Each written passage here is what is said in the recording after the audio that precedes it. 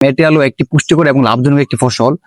আপনি যদি মেটে আলু সঠিক সময় এবং সঠিক পদ্ধতি রোপণ করতে পারেন তাহলে একটি মেটে আলু থেকে আপনি 20 থেকে 25 কেজি পর্যন্ত ফলন সংগ্রহ করতে পারবেন। সাধারণত মেটে আলু রোপণের সময় হচ্ছে মার্চ এপ্রিল মাসে দেখবেন মেটে আলু থেকে এরকম চোখ বের হয়ে যায়, তখনই মেটে আলু রোপণের উপযুক্ত সময়।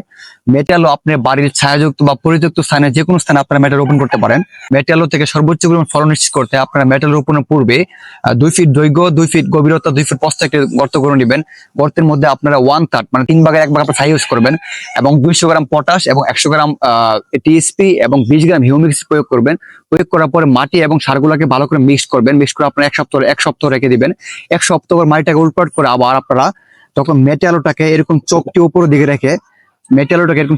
দিকে রেখে আপনারা মাটি থেকে 3 ইঞ্চি ভিতরে আপনারা এরকম রোপণ করে দিবেন। আর রোপণ করার পর মেটে আলু থেকে যখন গাছ বের হবে তখন আপনারা মাচা বা যে কোনো গাছের মধ্যে আপনারা পেঁচিয়ে দিতে পারেন। ইনশাল্লাহ আপনারা যদি এই পদ্ধতিতে মেটে রোপণ করতে পারেন তাহলে কিন্তু একটি মেটে আলু থেকে আপনার 20 থেকে 25 কেজি পর্যন্ত ফল সংগ্রহ করতে পারেন। মেটে আলু চাষে যে কোনো প্রশ্ন থাকলে আপনি অবশ্যই কমেন্ট করতে পারেন। কৃষিভিত্তিক যে কোনো পরামর্শ পেতে আমার পেজটাকে ফলো এবং ইউটিউব চ্যানেলটিকে সাবস্ক্রাইব করে পাশেই থাকুন। ধন্যবাদ।